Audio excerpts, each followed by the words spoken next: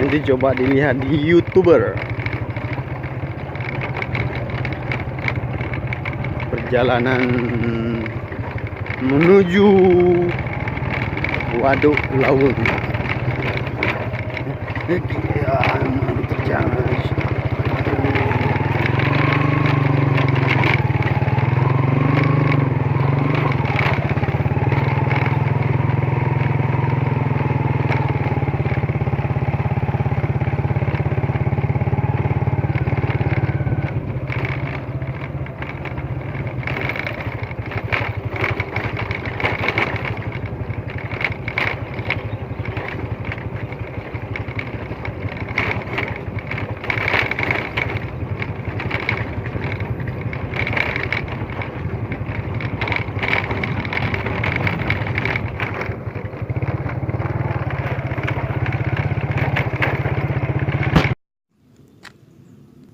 Udah.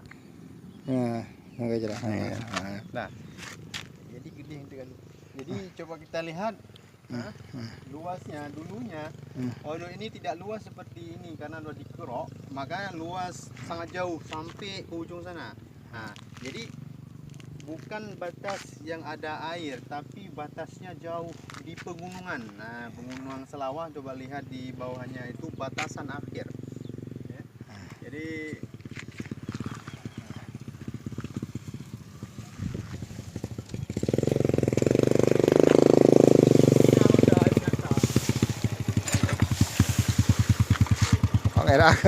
kamera kakak ayat ya. Nah, Pina. Apa leherang nyeda aku po aku ka. Apa ya, Bang? Aku ada dah. Kon enayo kon. Ada saudara kita yang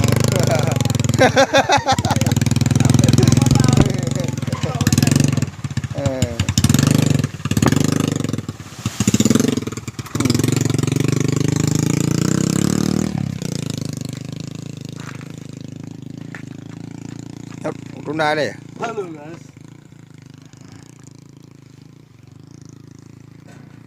Ini, guys. Hinan, yet. Guys.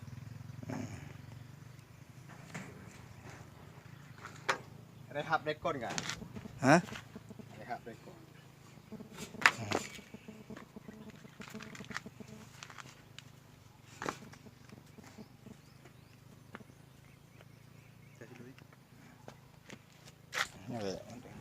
Apa dah pergi karut. Itu guys.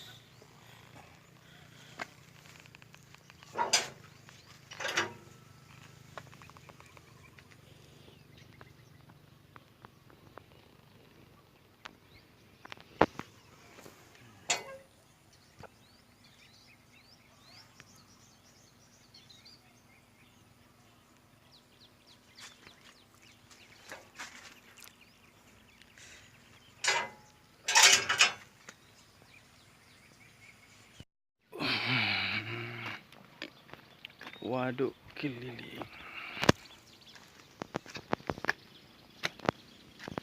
Waduk Laweng. Lagi ya komentar ini lagi. Hah? Komentar 6 miliar dana 30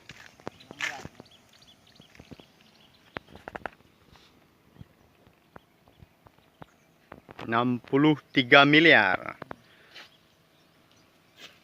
Rehab waduk Paut.